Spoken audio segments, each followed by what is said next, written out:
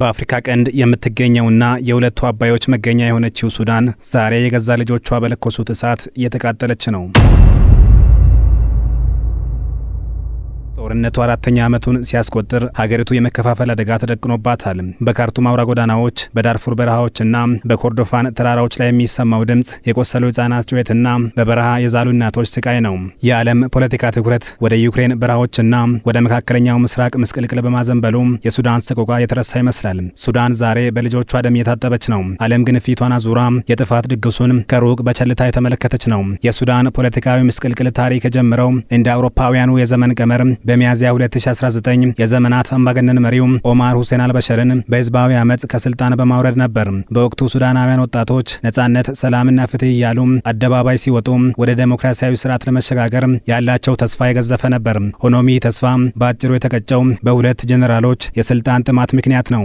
በጀነራል አብዱል ፈታህ አልቡርሃን የሚመራው የሱዳን ጦር ኃይልና በአንድ ወቅት አጋራቸው በነበሩት ጀነራል መሐመድ ሐምዳን ዳጋሎ የሚመራው ፈጥኖ ደራሽ ኃይል RSF መካከል በሚያዝያ 2023 የተቀሰቀሰው ጦርነት ሀገሪቱን ወደ ማትወጣበት አዘቅት ከከተታት ዓመታት የተቆጠሩ ነው። ይህ ጦርነት በሁለት ወታደራዊ ኃይሎች መካከል የሚደረግ ፍልሚያ ብቻ አይደለም። ይልቁንም የሱዳንን ማህበራዊ ትስስር የሚበጣጥስ የምጣኔ ሀብታዊ መሰረቷን የሚያፈርስና ዜጎቿን ለማይጠፋ የዘመናት ጠባሳ የዳረገ ጥቁር የታሪክ ክፍል ነው። ጦርነቱ ዛሬ ላይ ሱዳንን በሁለት የጦር ቀጠናዎች ከፍሏታል። የሀገሪቱ ጦር ኃይል ሰሜኑን፣ ምስራቁንና የቀይ ባህር ወደቦችን ሲቆጣጠር፣ RSF ደግሞ የዳርፉርንና የኮርዶፋን ለም መሬቶችና የማዕድን ማውጫዎችን በቁጥጥሩ ስር አድርጓል። ሁለቱም ወገኖች ለህዝብ ደህንነት ደንታ የሌላቸው፣ ለስልጣን ሲሉ ሀገርን ከማውደም የማይመለሱ መሆናቸውን ታዛቢዎች ይገልጻሉ።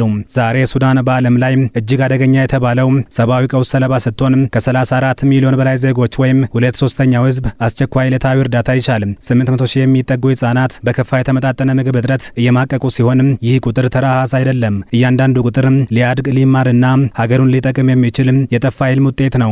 መረጃዎች እንደሚያሳዩት በፖርት ሱዳን በሚገኙ የህክምና ማዕከላት ውስጥ የሚታየው ትዕይንት ለሰው ልጅ ህሊና እጅግ ከባድ ነው። ከሁለት አስርት ዓመታት በፊት የዘር ማጥፋት ተብሎ ለተመዘገበው ግፍ ምስክር የነበረው ዳርፉር ዛሬ ያ ታሪክ በከፋ መልኩ የተደገመበት ነው። ባለፈው ወርሃ ጥቅምት በኤልፋሸር ከተማ በ3 ቀናት ውስጥ ብቻ 6000 ሰላማዊ ዜጎች ያለቁበት ጭፍጨፋ ዓለም አቀፉን ማህበረሰብ አስደንግጧል። የተባበሩት መንግስታት ድርጅት ባለሙያዎች ድርጊቱን የዘር ማጥፋት መገለጫዎችን የተላበሰ ሲሉ ገልጸውታል። የቀድሞዎቹ የጃንጃዊድ አረብ ሚሊሻዎች ስብስብ የሆነው RSF በዳርፉር የሚገኙ ጥቁር ዝርያዎችን ኢላማ ያደረገ የጅምላ ግድያ፣ መንደሮችን የማቃጠል ወንጀል ፈጽሟል። እስካሁን ከ59,000 በላይ ሰዎች መገደላቸው ቢነገርም ብዙዎች ግን ቁጥሩ ከዚህ እጅግ እንደሚልቅ ይገምታሉ። ከ10,000 በላይ ሰዎችም ደብዛቸው ጠፍቷል። የህይወት ታሪካቸውና ህልማቸው በጦርነት አቧራ ውስጥ ተቀብሮ ቀርቷል። በዳርፉር በረሃዎች ውስጥ የሚገኙ የጅምላ መቃብሮች የሰው ልጅ ለገዛ ወገኖቹ ያለውን ጭካኔ አጉልተው ያሳያሉ። የሱዳኑ ጦርነት ለዓመታት የዘለቀው በውስጥ ቅራኔ ብቻ አይደለም። ይልቁንም ቀጠናዊና ዓለም አቀፋዊ ኃይሎች ጂኦፖለቲካዊ ጥቅማቸውን ለማስጠበቅ የሚያደርጉት ድብቅ ደባ ጦርነቱን ይበልጥ አባብሶታል።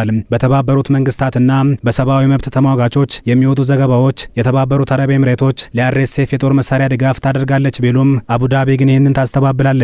በሌላ በኩል ደግሞ ግብጽ የሱዳንን ጦር በግልጽ ትደግፋለች። በቅርቡ የወጡ የሳተላይት ምስሎች እንደሚያሳዩት RSF በጎረቤት ሀገራት ድንበር አቅራቢያ ካሉ ወታደራዊ ካምፖች ድጋፍ ያገኛል የሚል ክስም ቀርቦበታል። የዓለም አቀፉ የሰብአዊ መብት ኮሚሽነር ቮልከር ቱርክ እንዳሉት በሱዳን አንድም ጠመንጃ ባይመረትም ሀገሪቱ ግን በዘመናዊ ድሮኖችና ቴክኖሎጂዎች የታመሰች ነው። ይህም የውጭ ኃይሎች እንደ ጎርፍ በሚፈሰው የሱዳን ህዝብ ደም የጦር መሳሪያ ንግዳቸውንና የፖለቲካ ተጽዕኖአቸውን እያሰፉ መሆኑን ያሳያል።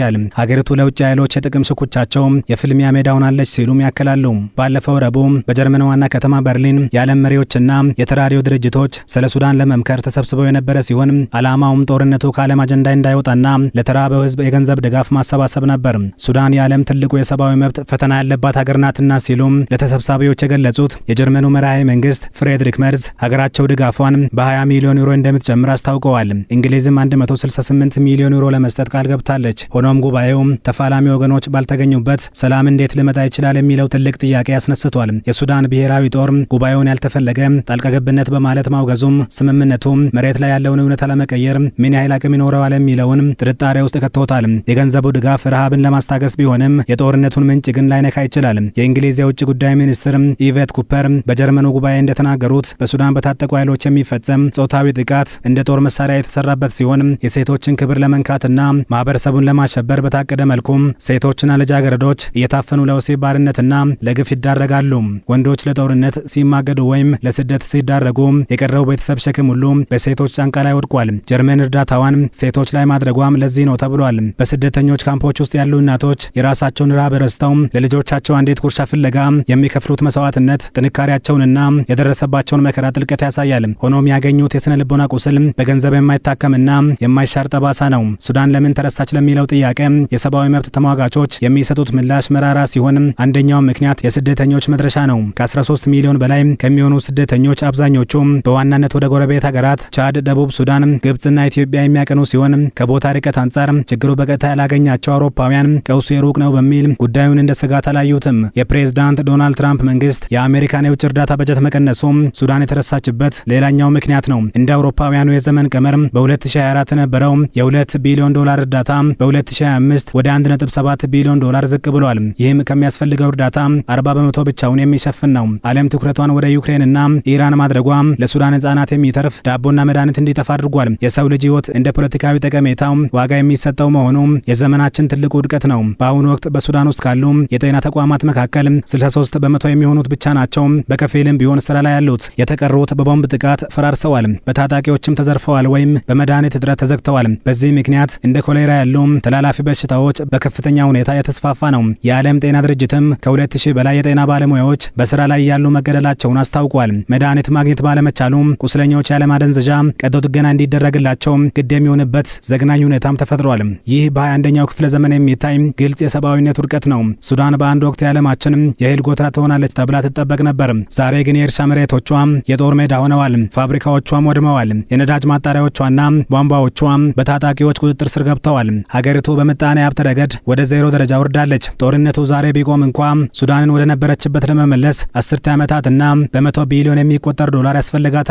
ከሁሉም በላይ ደግሞ በጦርነቱ ምክንያት ትምህርት ያቋረጡ በሚሊዮኖች የሚቆጠሩ ህጻናት ለውስጥ ጄኔሬሽን ወይም የጠፋ ትውልድ የመሆን አደጋ ተጋርጦባቸዋል። ይህ ለሀገሪቱ የወደፊት ተስፋ ትልቅ ስጋት ነው። ሱዳናውያን በገዛ ሀገራቸው ባዕድ ሆነዋል። ከካርቱም ወደ ፖርት ሱዳን፣ ከዳርፉር ወደ ቻድ በረሃዎች የተሰደዱት ዜጎች የሚኖሩበት ሁኔታ እጅግ አሰቃቂ ነው። በቻድ ድንበር ላይ የሚገኙ የስደተኛ መጠለያዎች በሰዎች ብዛት ተጨንቀዋል። ንጹህ የመጠጥ ውሃም የለም። የሚላስ የሚቀመስ ማግኘትም አዳጋች ሆኗል። ሰዎች በዛፎች ስርና ሜዳ ላይ ተኝተው ሌሊቱን ያሳልፋሉ።